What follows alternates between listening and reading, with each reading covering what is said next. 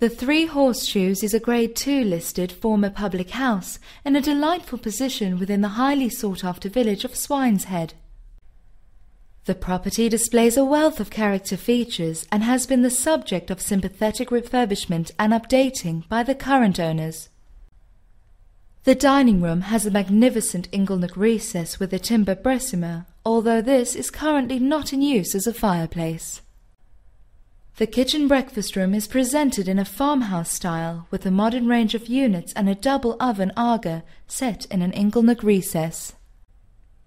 There are 4 well-proportioned bedrooms. The master bedroom is an attractive room with exposed timbers and part-vaulted ceiling.